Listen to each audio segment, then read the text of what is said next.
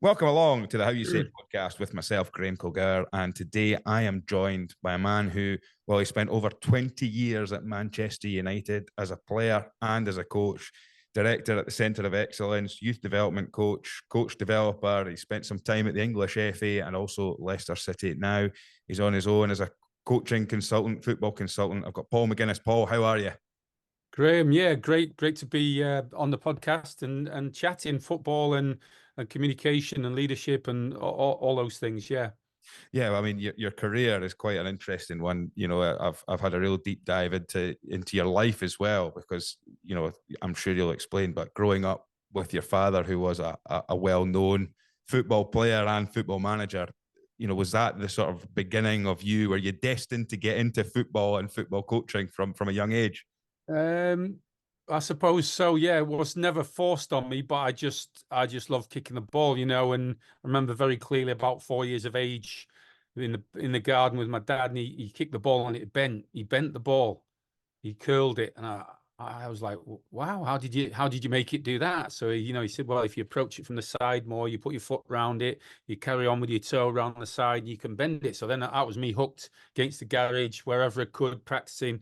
And I suppose that's led to a lot of the work that I've done recently at the FA, trying to look into the details of how people gain advantage, over their opponents and how they connect with each other. So yeah, that of course he has been an inspiration all the way through, and in his own way, a fantastic communicator. Yeah.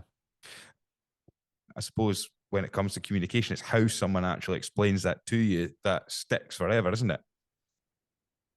Well, I think with a lot of things with football, you feel that and teach yourself. You copy it. The communication is by looking and observing others, and then if you're lucky, you might come across a coach who will give you the odd tip about the best way to do it. Some parts of it are trial and error, but then there are some important little details that can be just the right thing to help you, get to the next level, and that's what the best coaches can do. Yeah. Talk us through it then. Your career path. You were a youngster. I've read up and listened to a few stories of your own talking about following your dad around through his management career and coaching career. But what was the step into playing football like for yourself, and then the step from playing into coaching? Well, I was sort of late into full-time football because my dad had broken his leg. My mom was always saying, you've got to get something behind you education-wise, go to university, do whatever. So I had always a double track ahead of my mind. I was desperate to be a footballer. But from an early age, listening to my dad talking about Jimmy Murphy, who was the Busby Babes coach, he was an inspiration. Of course, my dad as a coach was an inspiration. I already knew, as a player, I wanted to be a coach. And that also led me to like my mom saying, well, you've got to have something behind you. So the obvious one was PE teacher. So I was like going on a double track, trying to do both things. Yeah, that's why I was a little bit later. I had a year then after I left school at Man Utd full time, which was under Ron Atkinson. And then I had a year where I then went to university, to Loughborough University, doing a PE and sports science course. Which was too difficult to do the both things. So I ended up playing there for a few years and then came back to United just by chance to visit the coaches to say hello. And it was just at the time Sir Alex was in, and they were struggling for players in the reserves. So they said, can you come and play the last 8 games of the season, which I did. He then gave me a contract, the manager, for 2 years to be like an older head in the reserve team, to help the players there. And after that, I had a year at Chester. But the manager always said to me when I was leaving, he said, get your full badge, get your coaching badge done. And he maybe already had the earmark that I would be coaching, whether not for him, but for someone else. And then a year later, he phoned up and said, I've got a job part-time. It was looking after the digs and the education first. And then I started coaching in the Centre of Excellence, and then it just snowballed from there. Yeah. Wow. So just to be clear, I mean, for most of us who are listening, probably know who you're talking about. When you say Sir Alex, you're talking about Sir Alex Ferguson at Manchester United at that point, and he was the person. Yeah. Well, first of all, brought you back in to sort of help out with the last 8 games, but also noticed and recognised something in you that would have helped for him bringing through. I mean, what time scale are we talking about at this point? And what age are you? And also, what's the type? What year is this? This is 89. That was at United 89 to 91. And then I came back in 92. That was a class of 92. So when you joined Manchester United, you were effectively joining and going through the period of the famous class of 92 then? Yeah, that's exactly right, Graham. They were in their first year, I think, then in the youth team and so on. And part of my job was to organise things off the field, college and digs and so on. And yeah, one thing we did was organise a media training course for interviews for them, press interviews, TV interviews, so on. So they got that training, and I had some really good guys, professional guys from the BBC, Eamon O'Neill, Jimmy Wagg, and also Andy Buckley from the press side. So it was a really good course for, we had 2 or 3 good sessions on it. Gary Neville thrived, obviously, as you'd expect. So that got him started on his media career. Scholes struggled. He couldn't get a word out at the time. He was very shy and nervous about it. But look how he's become like a media star as well. And of course, Beckham and all of them were involved. And I think it was enjoyable. They had a bit of a Mickey take and a bit of a laugh, but I think it was good. It was the first time we'd done it, but it also showed, I think, the manager's confidence in them, that he thought it was necessary because he expected them to do well and get in the first team. So yeah, that was interesting. And again, yeah, communication skills were vital.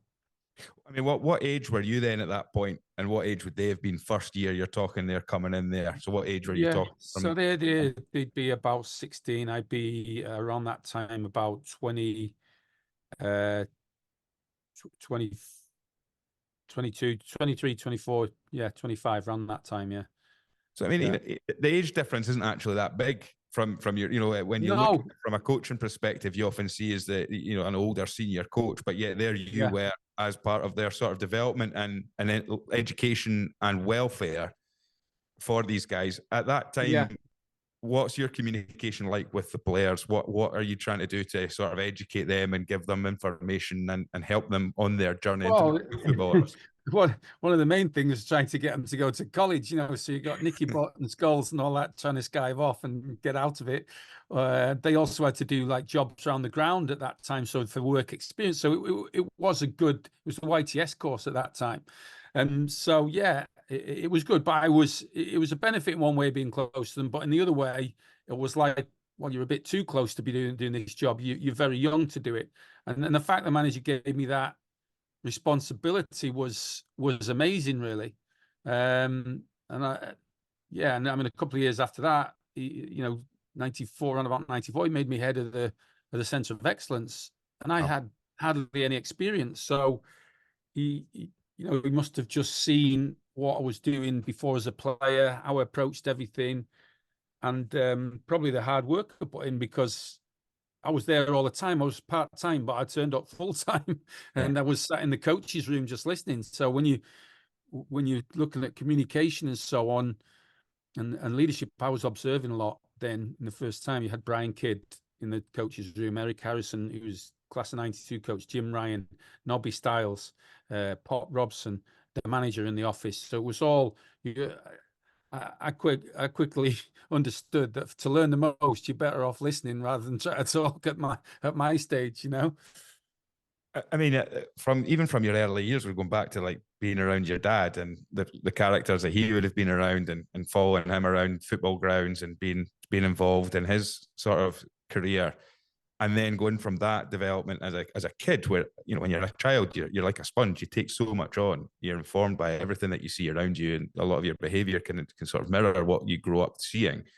To then being a youngster in the coaching world and being able to sit in the room with those people and just, as you said, sit quietly and watch. What were the big lessons that you've taken from just observing what other people are doing at that level? Yeah, I think observation massive. If you're like me, I was mad on football. Incredibly passionate about it and dedicated every day, playing, practicing.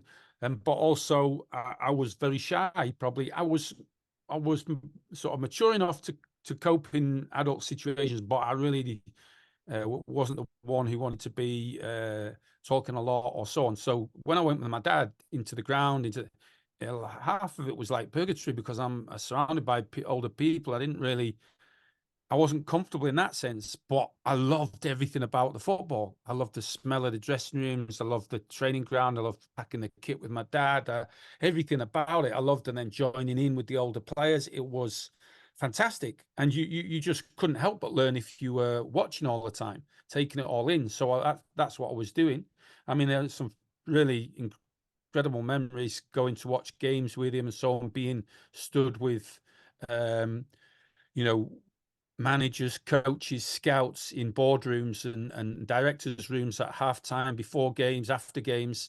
Learning from my dad. But one that really sticks out, it was a Friday night at Stockport County. I'd be about 14, and my dad's in a conversation with some older scouts and managers, and then one of them turned to me, and I didn't know it at that time, but he was a very famous player in the 1950s at Man City. He was the Northern Ireland international manager, 1958 World Cup. A guy called Peter Dote, who at that time in his era was like the De Bruyne of the time. And my dad told me this afterwards, but he was really kind to me, and he turned and said, "Well, son, do you want to be a player?" And I was like, "Oh, yeah." Yeah, definitely. He said, "I'll give you one piece of advice. Never kick a ball aimlessly." And it was just like, wow, it hit me between the eyes. And on the way back home, I was thinking, wow, yeah, it's so obvious, but so few people take that on board. They kick a ball at the goal, just at the middle of the goal. They don't aim for the corner. They kick it so it doesn't get to the man. They play it to the wrong foot. They play it with the wrong weight. And I see this all the time, balls bouncing, and I'm always correcting it. No, play it smooth, play it in front of them. Think what they need next. So that's what he was talking about, always aim. Yeah, I mean, you could also take that advice to be, well, always coach. Well, don't just go out coaching, coach with a real aim in mind. What's your session like with your group as a leader or so on? Always have an aim and working towards that. So I really took that on board, and it reminded me then, whenever I was working, that the best coaches use memorable phrases as a sort of guide to that moment, that task you've got to do, that game problem solution you've got to solve. They'll give you a phrase that either encapsulates it or give you the coordination or the timing of it. So going then to little things like that would be listening to Tony Carr at West Ham, and he'd say, leave the pass playable, and he meant leave the pass playable first time. He's saying give your partner the right pass so you can play it first time if he wants. And then he had another phrase. The next phrase is, the first time set is the trigger for the run. So they were great on third man runs. So if you play the first pass playable up to centre forward, who's come off on an angle, and he sets it first time, all the runners are running. The winger, the midfield player can run, and it's like you're talking through what they call cognitive task analysis. Is like, what's the timing? Why do you do this? Why do you do it there? And someone like Tony Carr is imprinting that on a Frank Lampard or a Carrick through these simple phrases. And that communication in football, because it is, everybody says it's a simple game, but it's actually very complex. But it's made simple by the best players and the best coaches giving just the right amount of information. Well, I mean, you talk about keeping this simple, keeping the message simple, keeping it clear. I've read so many books and I've heard so many stories about Sir Alex Ferguson, and one of the ones, I think it was Rio Ferdinand, talked about a team talk at White Hart Lane before the game. And I think it was a big game for Manchester United. I can't remember what it was at stake at the time, but the team talk literally was, lads, it's Tottenham, and then he walked straight out again. And the message was that, we know what we've got to do. I don't need to stand here. Yeah. Give you a similar one like that. Well, the first time I was in the dressing room with the first team with the manager, and obviously you knew about the hairdryer. I'd seen it in action with the reserves, and I'd seen all that. And I'd gone to the game at Aston Villa, and he said, "Well, come down in the dressing room at half time." So I did, and you're thinking I think it was 0-0. And I'm thinking, well, here, let's see what he does now. It's going to be fireworks. He's going to be getting stuck into them and so on. I went in. It was the quietest dressing room I've ever been in. They're all sat there. He's in the corner having a cup of tea. He's just chatting with the staff a little bit, but he's not really doing anything. he's then Brian Kidd's maybe talking to one or two of the players, and I'm thinking, when's it going to come? When's he going to give it them? Come on. And just before they went out, the bell went to go out for the second half. Just before. So this is the genius of it. Well, what's the hassle? There's no problem. We don't need to talk too much. Just be nice and calm. Keep doing what you're doing. All of that by actually saying nothing. He's making it calm by saying nothing, do nothing. And then he said, right, the pitch is a bit firm. So when you're playing your through balls, they're going through to the goalkeeper. You need to get closer to the last line and then make your runs and slide the passes through shorter. Out you go. I was in shock. I'm thinking, that's it, And what you think about that is he's by sitting in the corner just having a cup of tea, he's completely calm. He doesn't raise his voice.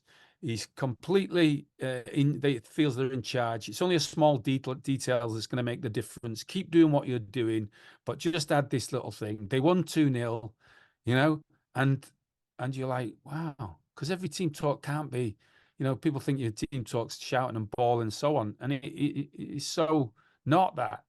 I was, recently I had a little short time at Macclesfield with Alex Ferguson, who's good and so on, but one of the chairman or the directors that came in at half time, he's listening, and apparently on the way out, he went, it was a bit quiet in there. They want revving up, and it's like, well, it depends what communication you want to get over. Sometimes you'll do that. It'll depend on the situation, and that's the art of good communication, isn't it? But the other one the manager did similar to that was away at Tottenham, and the bus was late. So they had to get changed on the coach and all that. They had 10 minutes warm up, went out. They were 3-0 down at half time. So he did the same thing, apparently. Cup of tea there, walking about, didn't say anything just before they went out. Just before they went out, he said something like, well, there's probably a few expletives in it. Just effing get it sorted, So what does that say? That says, and it might have been the next goal's the winner. Something, the next goal's the winner now, just get it sorted. And that's telling the players, well, number one, I believe you can do it. Yeah. Number two is you get it sorted, do what you have to do, And then they won 5-3. They won 5-3, So people might think he's torn a strip off them in the dressing room and everything, but it's having that real confidence in what the players do. Another one he used to say, I've got a quote of him here. I've got a list of quotes and key phrases from different coaches and managers along the years, and he said the communication is sometimes actually not communicating. So he said, I never like to go around the dressing room before the game reminding the players what they could do. And a lot of coaches do this because they're a bit nervous. Now, remember to do this, and you remember to do that, and don't forget to pick up, and don't forget the centre half, and the centre forward's strong turns on his left. And it's all noise because they can't remember all that info. And the manager said, well, I like them to think I'm confident in them, but I don't need to remind them because really the work should have been done in the week. And they've been playing for, I don't know, 20 odd years. So, they should have an idea, but the more you talk can make them more nervous. So, a lot of it is not quite what people would see when it comes down to communication in the dressing room. I know. I mean, Sir Alex Ferguson is, like I said, I've read his books. I've heard podcast after podcast. I've listened to so many people. I've listened to him speaking, through different interviews and stuff like that. And one of the things that really stands out, and I interviewed Frank Dick, who was one of the sort of top performance coaches through the British Olympic team, South African Olympic team. He's worked in a lot of leadership and coaching positions in high performance environments. And one of the big things that he said is know your people. And I think when you look at Sir Alex Ferguson, and he knew people, he had a way, probably even when you look at it with the way he knew you, he saw something where he thought, hang on a minute, I've got somebody here that has got some sort of leadership quality, a bit of coaching ability. But at the same time, when you know your people, you know when they need a rock up the backside, or when they need when you can trust them enough to just, instead of having to be panicky, you can, at a 0-0 or 3-0 down, you can sit in the corner and have a cup of tea and relax. Yeah, well, communication is, of course, linked to prior experience. What have they experienced before, and so on. So I suppose he saw in me someone who's just like grown up as part of the Man United family. My dad there, my godfathers, my uncle, sort of thing, all played for Man United, and all this sort of stuff, and knowing how to behave in a training ground, knowing how to play. So for him, I was probably very low maintenance, you know. And every now and again, he would just come, you know, if I got a well done every 6 months, you know, that would keep me going for a bit. You know, I didn't need a lot of praise or anything like that. The praise was the thing was he actually employed me at that young age. That was enough for me. That he'd put that trust in. Now that kept me going forever, because now I never wanted to let him down. You know, so you don't always have to be saying too much to some people. Whereas, yeah, others you might need a reminder and so on, and you've got to know their past experience, where have they come from, when you're communicating with people. Yeah, what do they already know, is vital. But he had an amazing way also to box things off. Could be with the first team 1 minute, and then be over with the youth team. So what I used to do, it was my job to take players who we fancied, who we'd brought for trials and so on, and we invited the parents to a game, first team game, wanted them to sign. So I'd have to take them in his office 2 o'clock before a 3 o'clock kickoff. Right. And he's all relaxed. He's maybe watching the racing or whatever's on, and he brings them in, and he's chatting to them, and he's telling what the club can do, and how we'll look after them, and how we'll train them, and we'll get them a good career. We've got the facilities and so on. But they've got to be dedicated. They've got to sacrifice all this stuff, you know. And he's chatting to the mum and the family and so on. And the fact he's doing it at 2 o'clock before a 3 o'clock kickoff gives them the sense of value he has on the youth. And then he sort of, he made that doubly strong, the communication, because he'd look at his watch and go, it's 2:30. I'll have to go and speak to the players, you know, and give them a team talk. It's like he's late for his team talk for the first team because he's talking to them.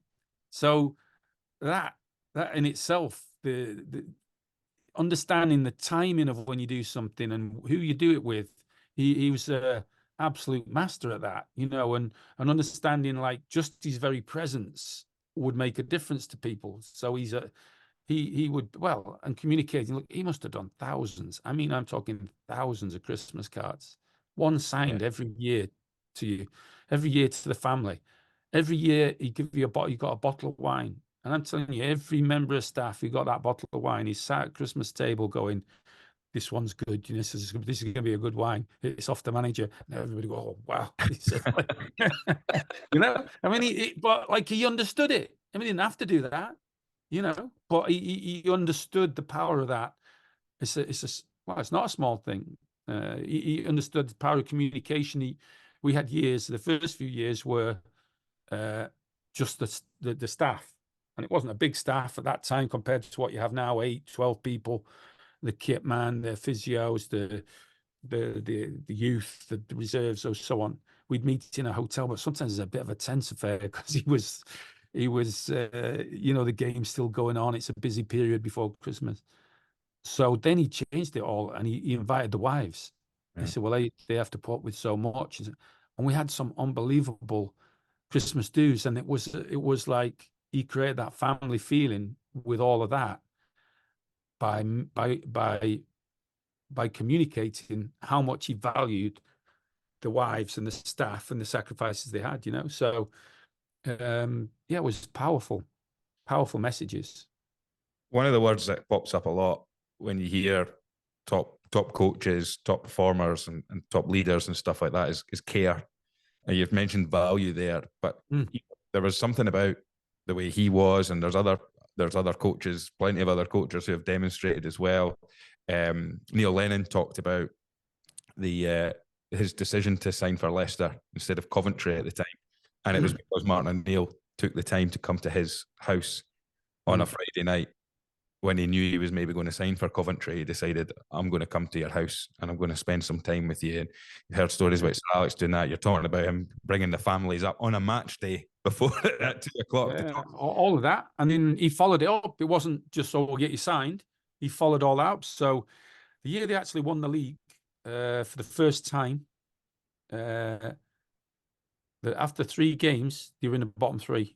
I think they'd lost 2 and drawn 1, something like that. He was under massive pressure. And we had a goalkeeper called Paul Gibson who had a really bad injury. He dived at the forward's feet and he put his studs right and he knocked his nose back. And they were talking about would he play again. And so 10 minutes after the end of that game, first team game, he grabs me and the manager and says, get me his number. I'll phone him. And he phoned him 15 minutes after the game. Parents rang me back and said we couldn't believe it was him. You know, he's in trouble at the bottom and he's ringing us. But so he had an amazing ability to cut off from the pressures of each one and speak to other people. Yeah.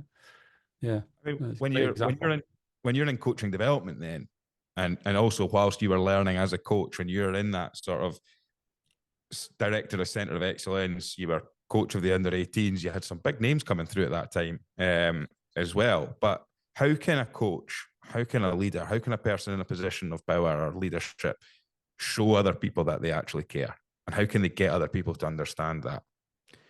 Well, it's so clear when it happens. You know, it's so clear when it happened to me with the manager, with what he did. I mean, Jim Ryan was the reserve team coach. He had a minor operation he was going in for, so he wasn't going to be in that day. He hadn't. I think the manager, the only person who knew about it was the other coach, and he woke up. He woke up in the hospital 7:30. So Alex is sat by his side. Wow. Yeah.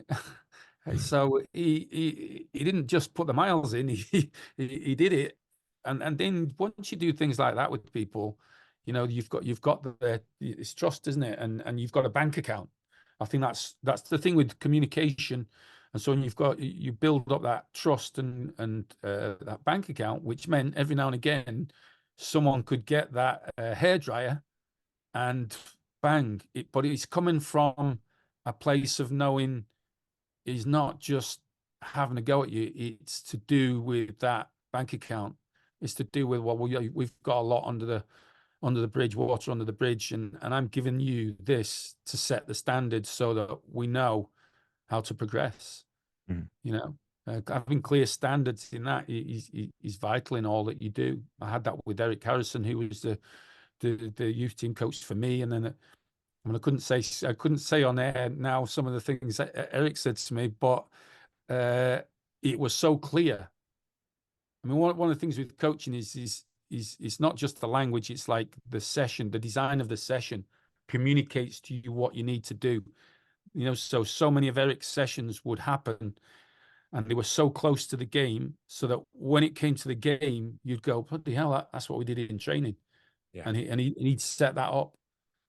You know, he'd set it up, and you could see it clearly. So that's for coaching. The best method of communication in that sense is setting up the right practice, and then attuning. The language comes with it. You start to attune their attention to certain things, certain triggers, and that's a lot of the work I'm doing now. And I started with the FA and in calling it under the microscope. So we changed the lens from 11 aside to units or threes or fours to the individual and how they connect, and then sort of attuning people's attention. So I've set this model up, call it under the microscope, but it's got 6 key things that would help you gain advantage over your opponent, and they're positioning, body and body orientation, scanning, where do you look, what you're looking for, where you're looking, movement. So that would be your whole body movement, using your body as a barrier,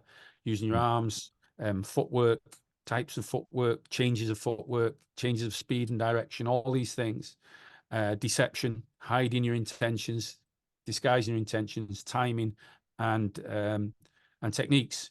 So that's a lot of things that interact to create, you know, the skill on a timeline, you know. So key phrases can help you understand a concept. So for instance, once you look into it and you look at combination skills, you're then saying, well, it was 2 or 3 ways, well, more than 2 or 3, but some of the key ways in combination skills are to bring your opponent towards you, get them close, then play and run a 1-2 or a third man run against their flow. So I'm using flow as as a major thinking tool, but also say, then I can say, well, go against their flow.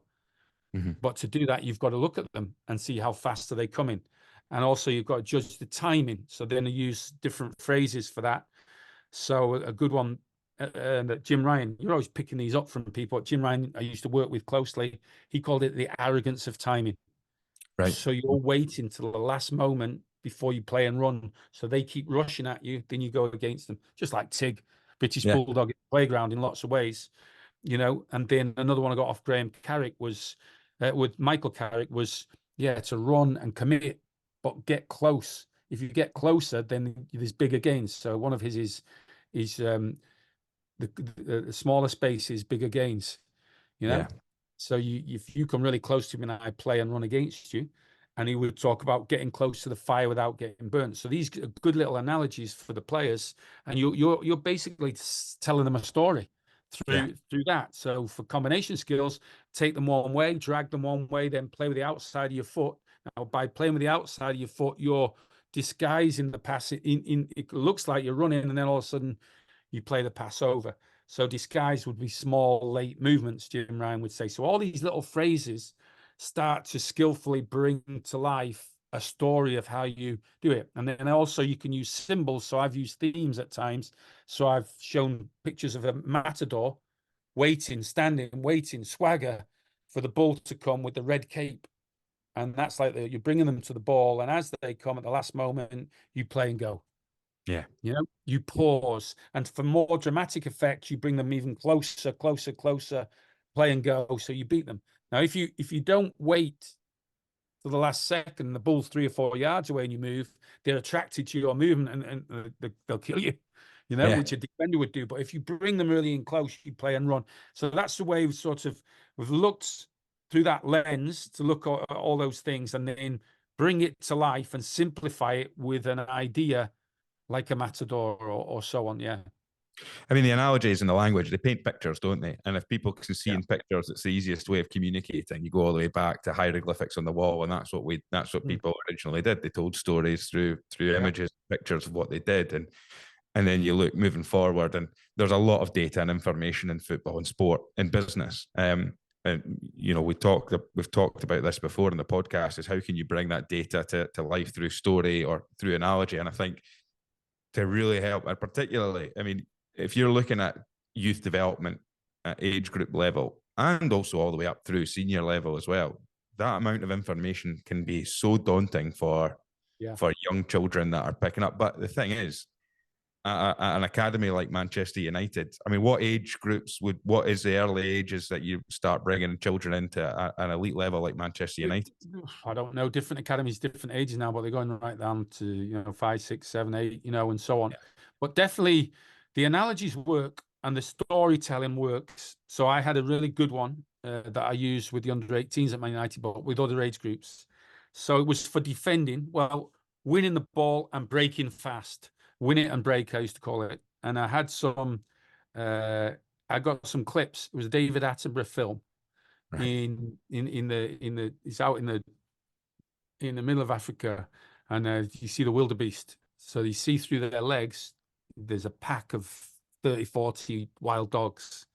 And David Attenborough says, where there's wildebeest, where there's meat, there's dogs, hunting dogs. And then he says, the African hunting dog is the most successful hunter on the plain. 80% of its hunts end in a kill. I thought, I'm having that because I'm going to use that with my team. And I said, we're the most successful hunters. Then he says, but they work together as a team. So that's the story coming now. We got to work together as a team. They get in the long grass, so they're hiding, deceptive. They get in position, and then they send some lead dogs, like be your forwards, to go down the side and force the wildebeest one way, and then the others come in and they work like a pack, one after the other, taking the lead, and then they're up behind it. And to be honest, the film's a bit vicious because they all jump on it and bang, they're in. So I used this with the players, and I mixed it with some clips of the first team playing against Arsenal. Remember in the semi-final when Giggs scored the goal? Yeah. I used all that. And I think at one point I used the bit with Vieira coming down the tunnel with Keane coming ready to have a go.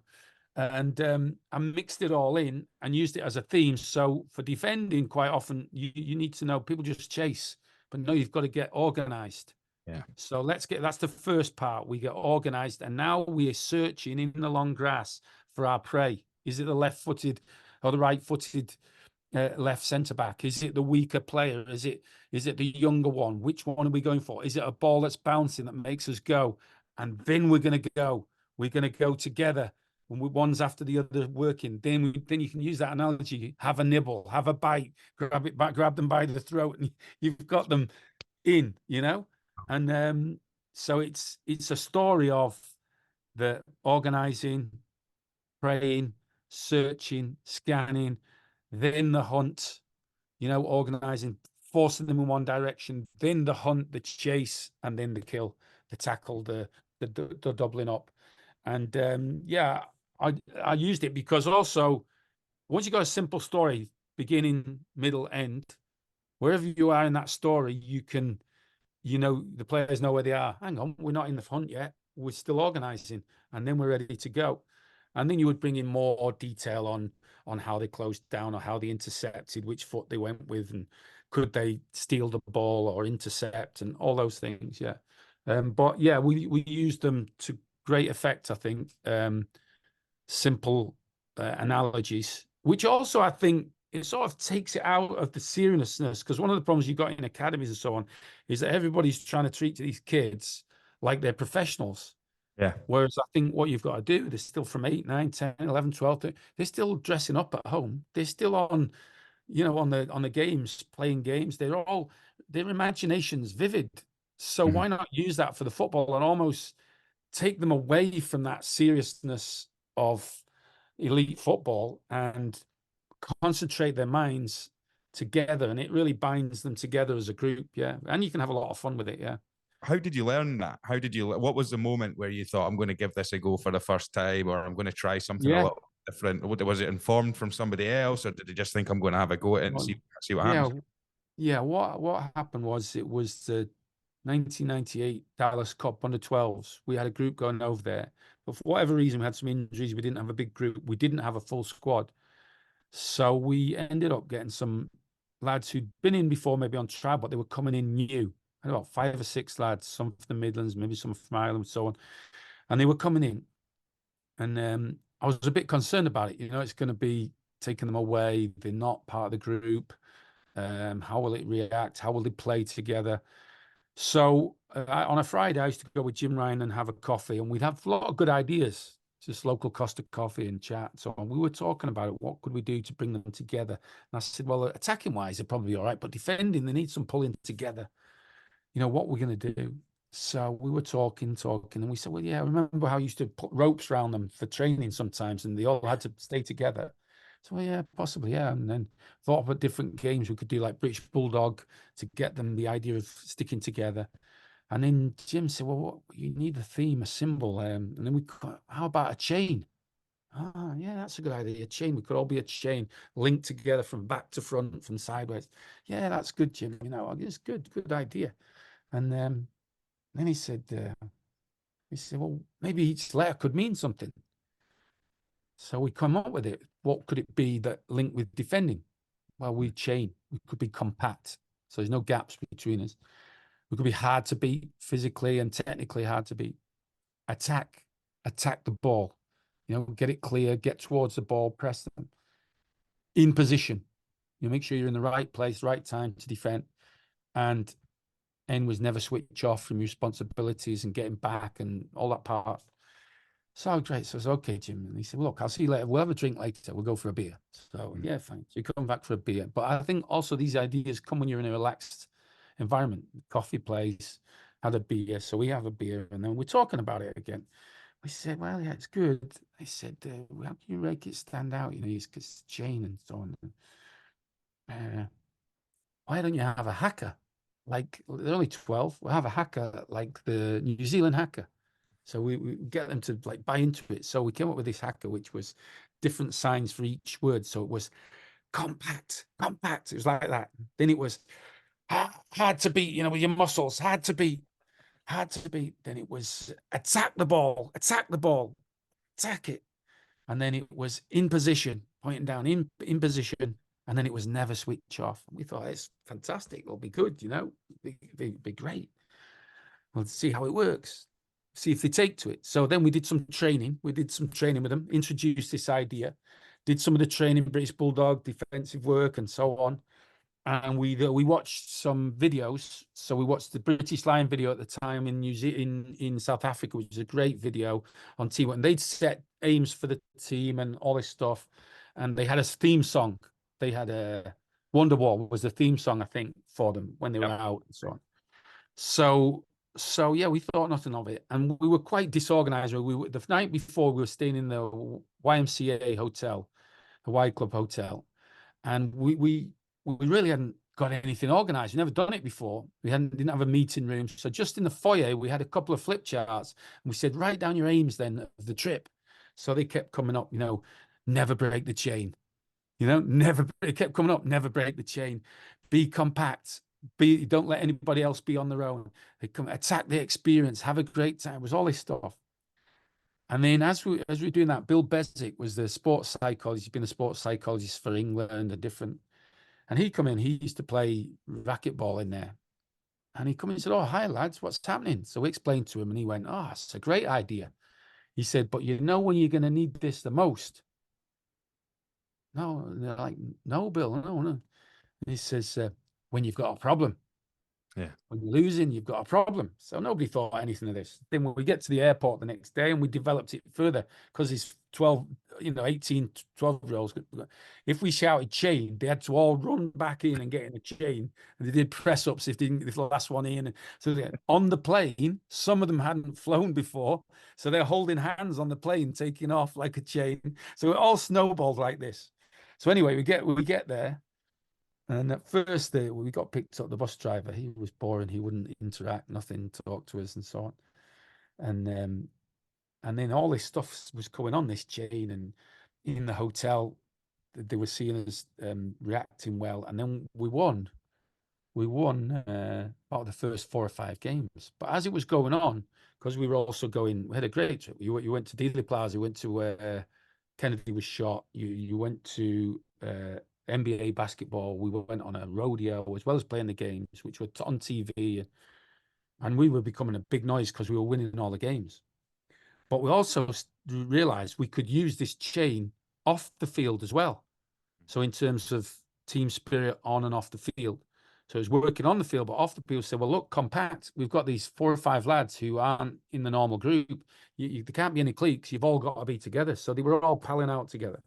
We said hard to beat in terms of standards. You know, your standards around the hotel and everything you're representing Man United, it's got to be top class, which they were. They got loads of praise for.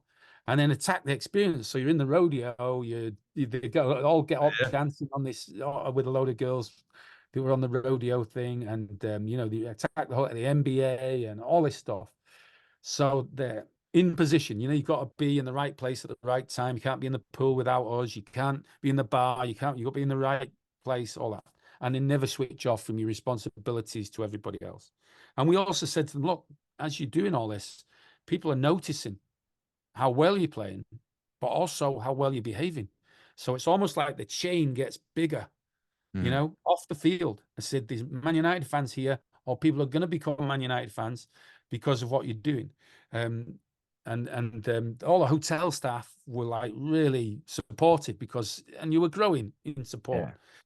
So then came the sort of the bombshell, the problem came. So a load of them, because we were doing so well, it's about 6 of them had gone into the main lounge where there was a sponsor's Diodoro or Fila or someone was selling gear. Right. But they gave 6 of the lads free gear, tracksuits, T-shirts, boots, everything. So now they come. So the first we knew of it was when a lad called Damien Allen, who is now the academy manager at Stockport County, he came and said to us that I want to give my gear back. We said, what? Yeah, I've got all this gear. Yeah, it's breaking the train. Everybody's upset about it, and there's arguments and all this. Oh, we said, bloody hell, we better have a meeting then. So I'm like, wow, here we go. So we didn't prompt them. They had the meeting and themselves, and they all gave the gear back. And the people at Diodoro, they couldn't believe it. In fact, next day they came back, they give us all gear because it was like the team thing, you know. And then from then there's a semi-final, final, and I knew we were going to win. They were all like, their eyes were glazed. And by that point, we also had Fleetwood Mac, you know, the Grand Prix music. You'll never break the chain. So all that is on the thing.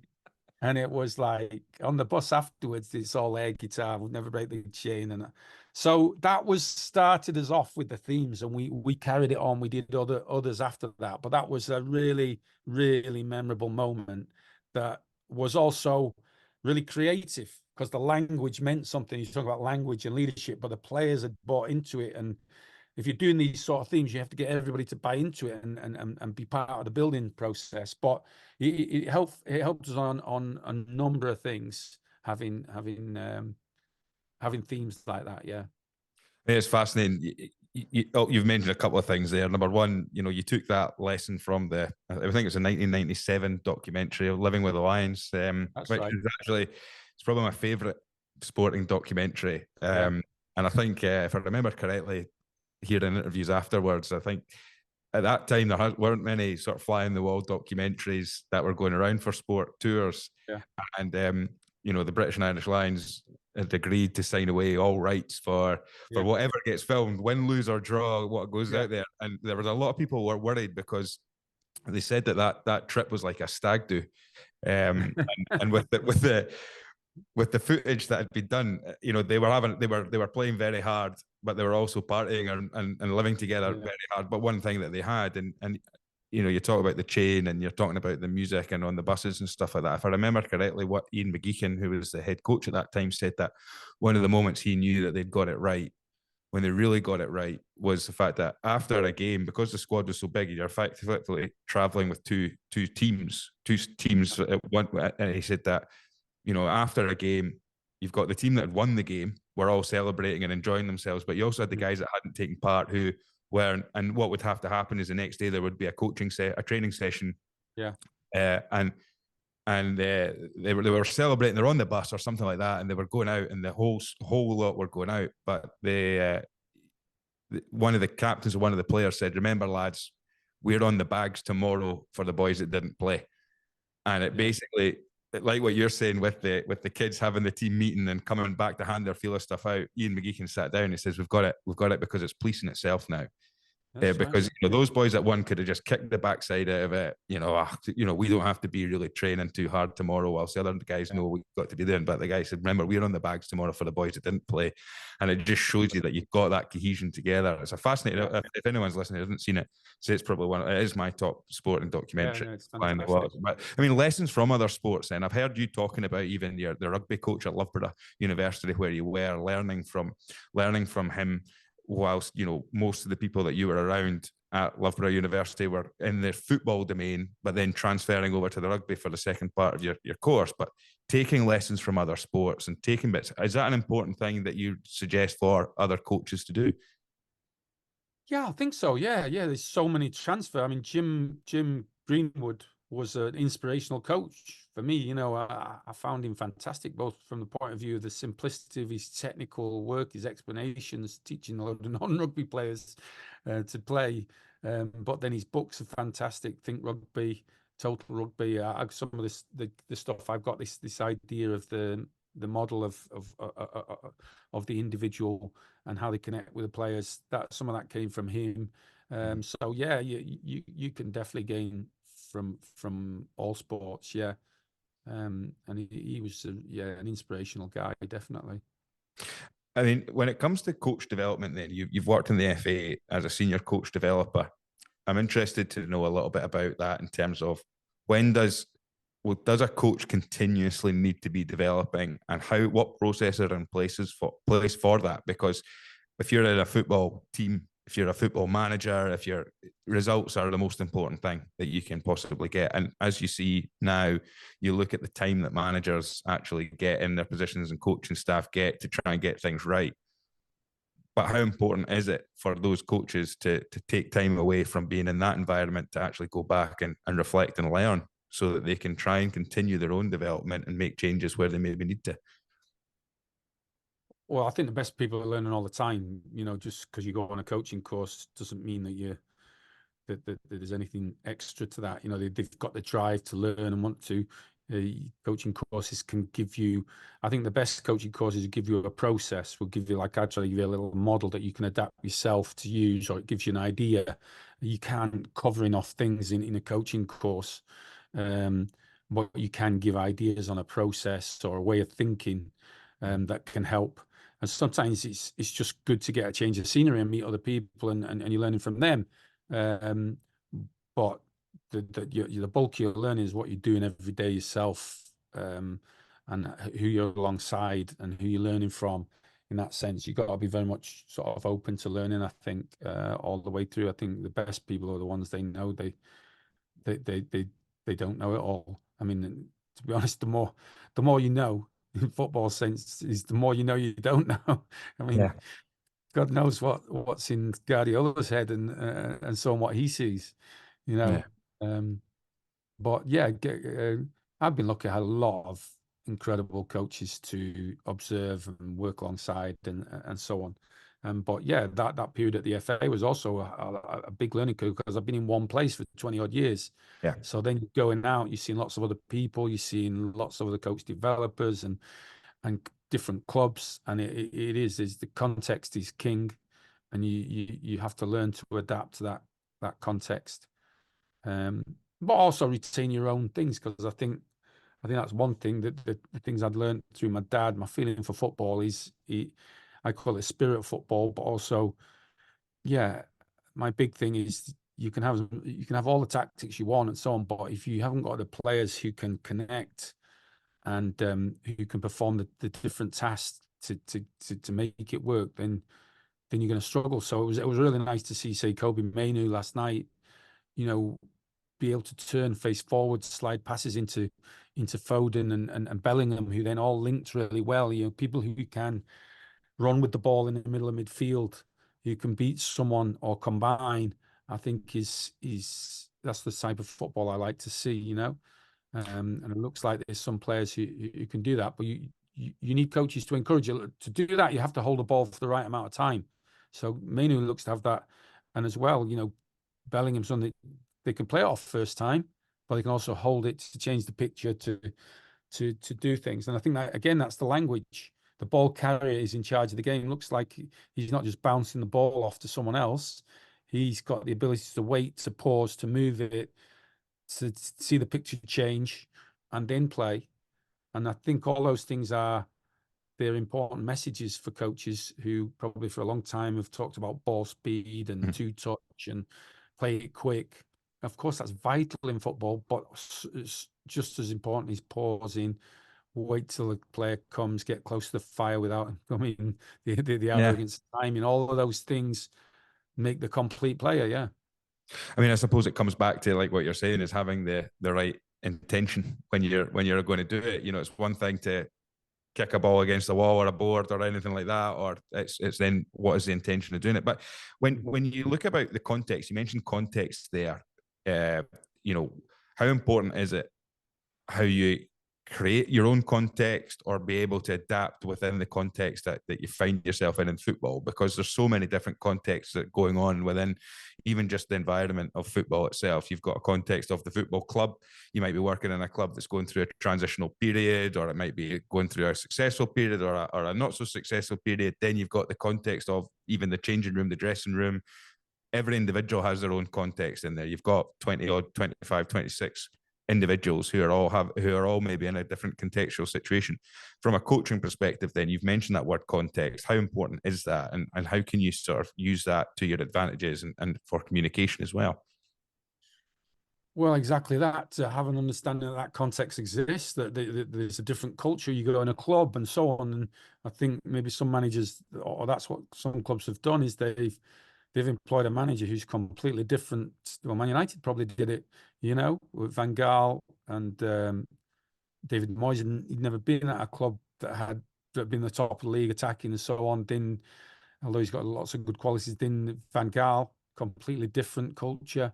Then Mourinho, you know, he's going to win not at all costs, but he's going to win in the best way to take advantage of the opponent. He's looking more at the opponent to see how they win rather than dominating the play like a true Man United team. So there's lots of different ways, and then before you know it, you've got players who are confused because they've had 4 or 5 different managers and different ways of playing, and that's happening at a lot of clubs. I mean, God knows what they like at Watford.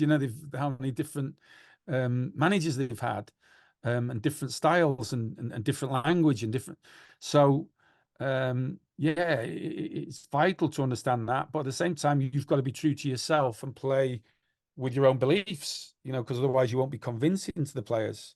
And that's why people probably don't realize it takes so long to get that built up. Took Sir Alex 6 years or something, didn't it, to really get going? And that context is vital. But in terms of coach education, it's a very difficult job, because you get a group of young players, you can they've not had that much experience. You can really mold them to your own way. You get a group of men who've had all sorts of different influences, and then it is hard to just imprint your own way. You've got to find a way to connect with them and their prior experience, and that's very difficult. It's a really difficult thing to do. One of the other wee points I've got written down here before we move on to your sort of fundamentals of communication, finding this conversation absolutely fascinating. Scott McTominay was actually mentioned on one of the previous podcasts with Pat Nevin. We spoke about Scott McTominay did an interview with the High Performance podcast and talked about, and we go back to that word care and things. And he talked about, as a kid growing up through the Manchester United ranks, and some of the times you're at Manchester United, who are one of the top, clubs, football brands in the world. And if you're a youth coming through there, then you're what would be seen as probably the cream of the crop to be in that position that they're in. So having those standards, which you mentioned earlier on with your team, with the chain and things like that, is so important.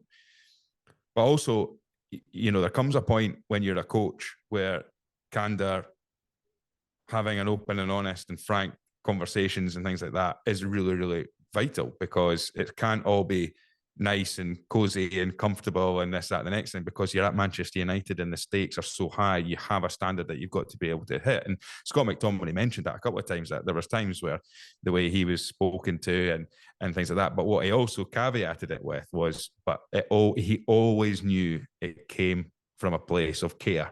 And he always knew that even if someone gave you a bollocking, if someone gave you a rocket, if someone spoke to you in a certain way, to the coaching staff, it was for one reason and one reason only. We're preparing you for being at the top level of the top.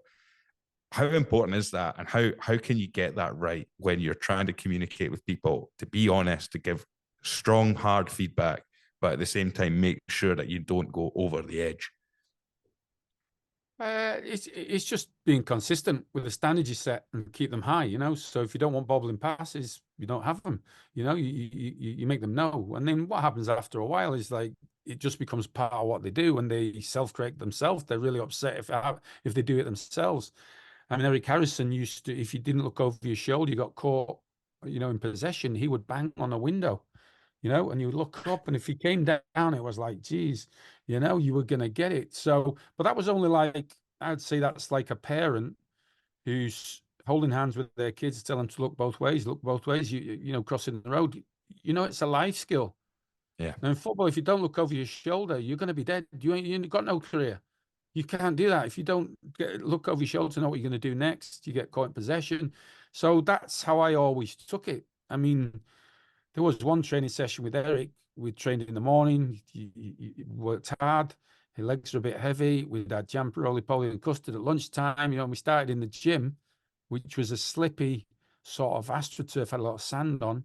We started in the gym, and the game's a bit slow. And me and this other lad, because if you didn't stop, you were going to slide into someone, could be dangerous. So ball bounces between the two of us, and we both sort of skidded to a stop. Now, Eric stopped the game. He marched on the pitch. He had almost froth coming out of his mouth. And I can tell you exactly where it was on that pitch. Indoors, I could take you to the spot, because he reached forward with his hand, and I can't tell you exactly what he said, but he made a grab as if he was going to my throat. He said, "And I'll rip your throat out if you don't if you pull out of a tackle again.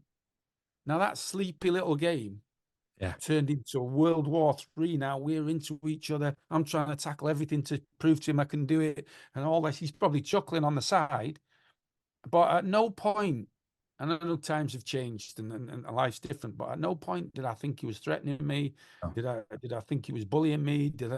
I just knew he wanted us to have a career in football. And if you pulled out of tackles, you weren't going to get one. So that was it. You know, that's the lesson. And I'm telling you now, that's nearly 40 years ago. I remember that. I remember that lesson. I mean, he did the same thing. I was at school, coming in, training part-time. So I trained with the apprentices, whatever. It was May, red hot. And the pitch in those days, once the grass had gone, was just dust at the cliff. It's this huge pitch. He had us playing 6v6 with no goalkeepers, and you had to be in the 6-yard line to score. So you can see what sort of game that was. That's nearly 100-yard pitch on your own, you know, with 6 sides. So it's 1v1 all over that pitch. Now a lad broke through. He's running towards the goal, and I chased him all the way back about 40 yards. Did a slide tackle. I ripped all my leg to bits on the thing, and I pulled the ball away. And I remember him stopping the game, coming on the pitch and going, "That is what we want."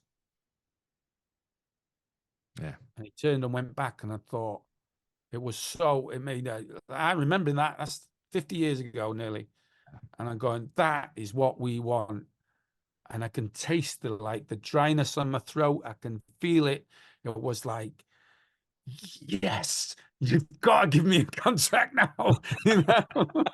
And like I got the contract, but I've never forgot it. And I've always ever since praised work off the ball, chasing back, the things that people don't normally see, recovery tackles, getting on the line, blocking, all those things.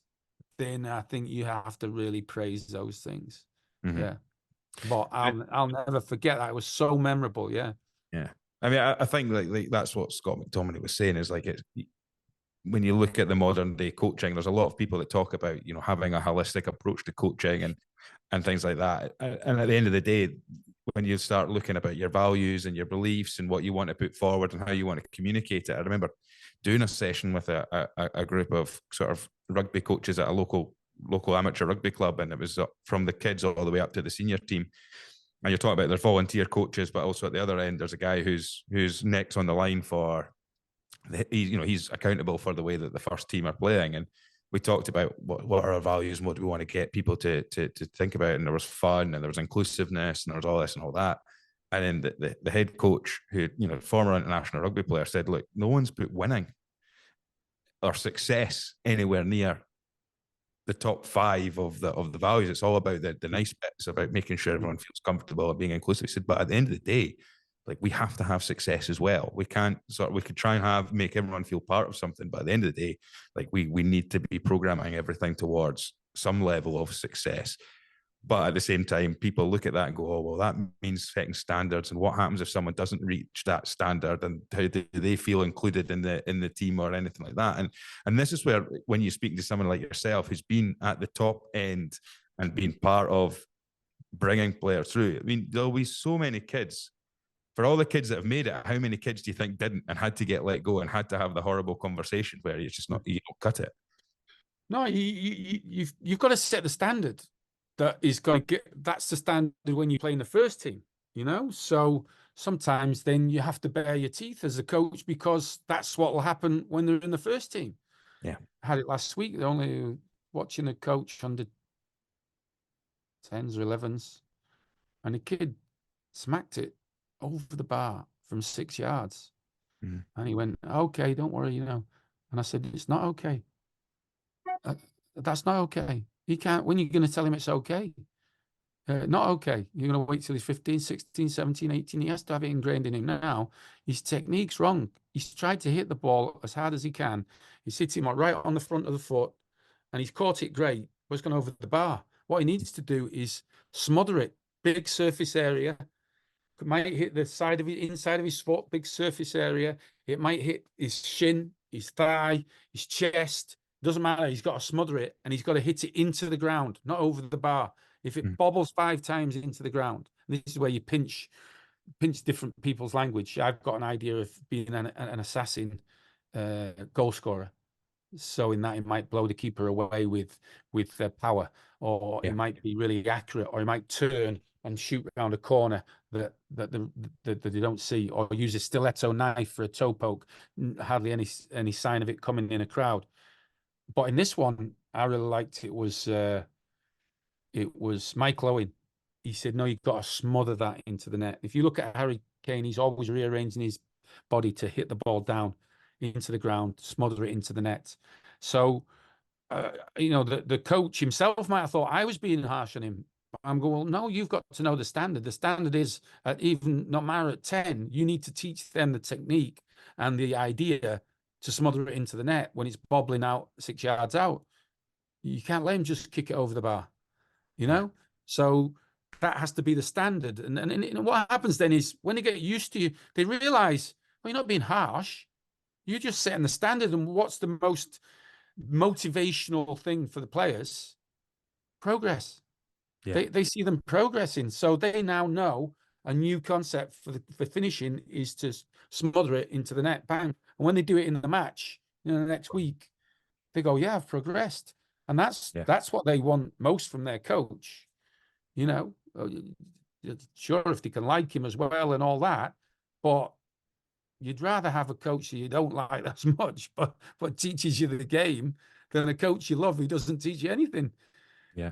Obviously, what you'd like to have both. You'd like to have the balance, but that's where my work at the moment is trying to get people to see those details, to be able to coach that, to not let the 10-year-old boot it over the bar and think it's all right.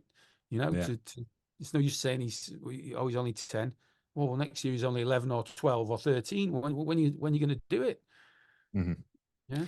I mean, it's like I say, I could sit and listen to these conversations, have this conversation all day. It's fascinating to get that insight. But one of the things we do ask all the guests, is what are their key fundamentals of communication that they've maybe picked up or learned along their journey. Yeah. So, Paul, what would you say your key fundamentals are in communication?